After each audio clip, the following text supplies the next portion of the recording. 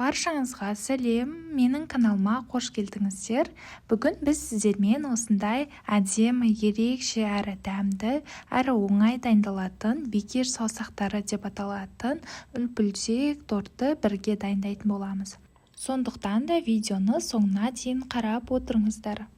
Бізге керекті ингредиенттер ол сары май, су, ұн, тұз және жұмыртқа керек болады.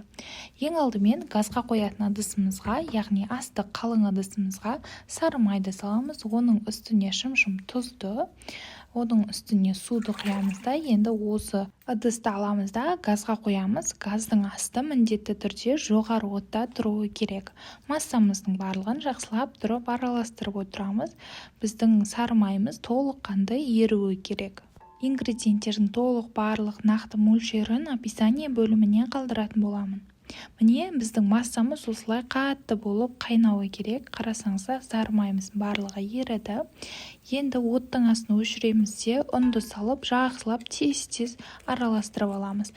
Ұн мен сұйық массамыз бірігіп бір қамыр шығуы керек. Араластыратын құралдарыңыз міндетті түрде қатты болуы қажет, яғни осы қатты күшпен араластырамыз, сол кезде сынып кетпеуі керек. Сол үшін де қатты осындай құралды алыңыздар.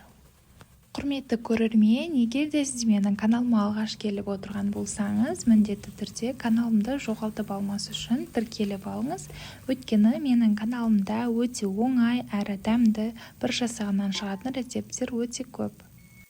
Біздің қамырымыз осындай біркелкі болып жиналуы керек. Енді араластырып болғаннан соң тағы да оттың астын қатты жоғары отқа қойып жағып аламыз да, тағы да қамырымызды жақсылап тұрып араластырамыз. Қамырдың ішіндегі артық сұйықтықтарды шығарып тастау үшін осы процесс жүргізіледі. Сол үшін де осы процесті міндетті түрде мұқият жасаңыздар.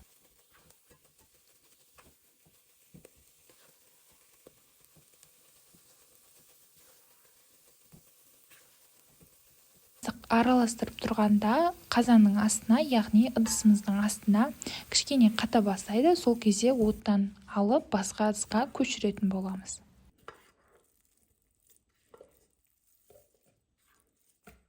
Бұл қамырымыз өте ыстық болып тұр, сол үшін басқа ыдысқа салып болып, жақсылап тұрып суытамыз. Қолымызбен тексергенде міндетті түрде салқын немесе бөлме температурасына тұру керек.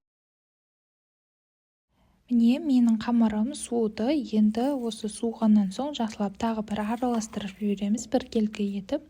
Енді жұмыртқаны біртіндеп сала отырып, жақсылап қамырымызды араластырамыз. Жұмыртқаны міндетті түрде бір-бір талдан сала отырып араластыру керек. Егер де қолмен араластыру қиын болса, миксердің көмегімен араластыруға да болады. Егер де сіздер торттардың, печеньелер немесе пирожныйлар сияқты әртүрлі әрі оңай жасалатын, әрі үй жағдайында оңай табылатын ингредиенттерден жасалатын рецептерді істеп жүрсеңіздер, менің каналымнан таба аласыздар. Яғни менің каналымның плейлист бөліміне өтсеңіздер, мен сол жерге әртүрлі папкаға әртүрлі, мысалы торттар, пирогтар деген секілді етіп жинап қойғанмын. Сол жерден қарап жасай берсеңіздер болады.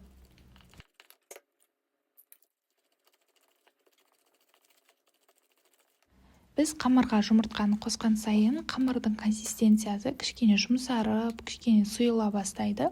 Бұл жерде жұмыртқаның, ұнның мөлшері өте маңызды. Сол үшін де жұмыртқа, ұнды өлшеп салыңыздар. Мысалы, менде бұл жерде 5 жұмыртқа кетті.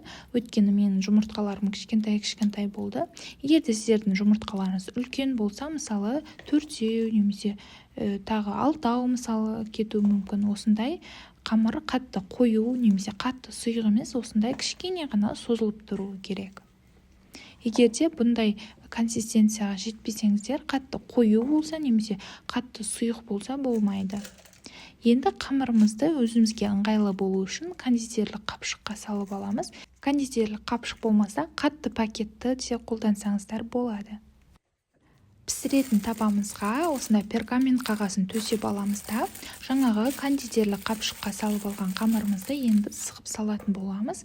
Ол үшін қатты үлкен емес, орташа етіп кесіп аламыз да, әдемілеп сығып саламыз. Мен бүгін домалақ етіп сығып салатын боламын. Сол кезде тортымды істеген ыңғайлы болады. Егер домалақты қаламасаңыздар, сопақ етіп, яғни торттың аты айтқандай, саусақтар секілді ұзынша етіп салсаңыздар да болады. Бірақ осылай домалақ етіп салуды кеңес беремін. Осы жерде ең басты айта кететін жайт, пергамент қағазымыз өте жоғары сапалы болуы керек. Яғни піскен затымыз оған жабысып қалмайтындай болуы керек. Өйткені біздің пирожныларымыз өте үлпілдек, яғни жұмсақ болып шығады. Егер де сіздердің пергаменттеріңіз төменгі сапада болса, ол жабысып, печеньелеріміздің түрі кетіп, жаман болып қалуы мүмкін. Қамырларымыздың барлығын орналастырып алдық. Енді осылай шығып қалған жерлерін қолымызды сулап кіргізіп қоямыз да, сол кезде біркелкі болып беті әдем болып піседі.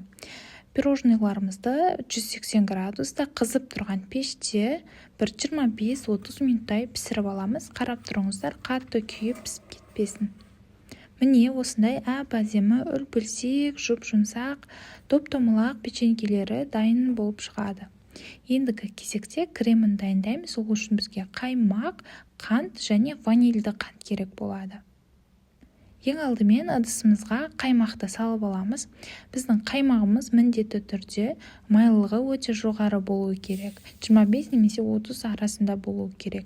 Қаймақтың үстіне қантты және ванильді қантты саламыз да, жақсылап осындай күрекшенің көмегімен араластырып аламыз. Ешқандай да миксердің қажеті жоқ. Барлығын жақсылап араластырып алғаннан соң қантымыз онша ерімей қалады. Сол үшін де қаймақ пен қантты еруге 10 минутқа жай осындай жерге қойып қоямыз. 10 минуттай, 15 минуттай өткеннен кейін осылай біркелкі болып, әдем болып, қанты еріп, біркелкі крем шығады. Енді тортымызды жинаймыз. Мен бүгін осындай тортқа арналған сақинада жинайтын боламын. Сол осындай сақинада жинасаңыздар, торттарымыз біркелкі әдемі формада шығады. Жаңағы печенькелерімізді аламыз да, кремге саламыз да, жақсылап тұрып араластырамыз оны. Енді осыны тәрелкеге біртіндеп әдемі етіп жинап шығатын боламыз. Егер де сіздер осы тортты қонаққа, яғни дастарханға арнап жасасаңыздар, тура осы жинайтын кезде кішкентай тәрелкелерге осындай сақинасыз өзін осылай үсті-үстіне қойып, бетін әрлеп столға, яғни қонақ дастарханға қоя берсеңіздер болады. Бірақ та үлкен торт жасауларыңыз келсе, осындай сақинаның ішіне бір-бірінің үстіне қоя отырып, жинап, үлкен торт жасаймыз.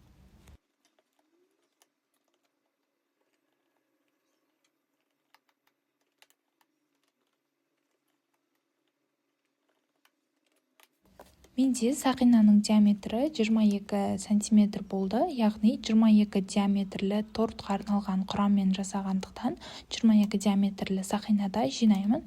Тура осы рецептпен осы 22 диаметрлі торт шығады. Біздің ешқандай печеньеміз артылып қалмай, барлығы осы бір тортқа кетеді. Сіздерге бұл тортты міндетті түрде жасауға кеңес беремін, өйткені ешқандай да қиындықсыз, әрі ешқандай қопсытқышсыз өте оңай дайындалады. Менің ең сүйікті торттарымның бірі десем де болады. Тортты толықтай жинап алғаннан соң бетіне осындай қаланы кремдерді жағып жібереміз де, енді бетін пищевая пленканың көмегімен ешқандай ауа кірмейтіндей етіп жауып қоямыз. Корждары, кремдері сіңу үшін тортты бір түнге тоңазытқышқа салып қойсаңыздар, тортымыз одан әрі жұмсақ болып, торт мен кремі сіңіп, әдем болып шығады. Бірақ та мен бүгін 3 сағат ұстадым тоңазытқышта. Соның өзінде осындай крем мен корждары бір-біріне үйлесіп, әдем болып, бір-біріне сіңген.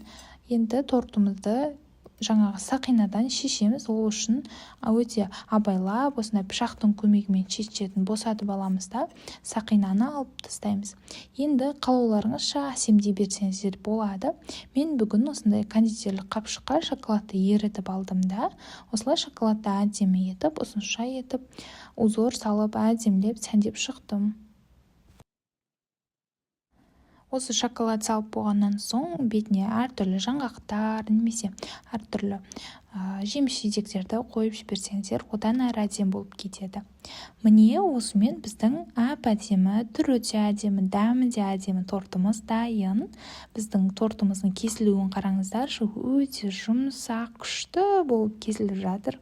Сіздерге осы рецептпен осы тортты жасауға кеңес беремін. Өте күшті болып шығады, мамықтай жұмсақ, дәмі де өте әдем болып шығады. Ішкі құрылысын қараңыздар, әдем болып, кремі, корждармен әдемілеп пісінген. Міндетті түрде дайындап, дәмін көріңіздер. Барлықтарыңызға ас болсын. Сіздермен бірге болған Раушан. Барлықтарыңызға сәттілік.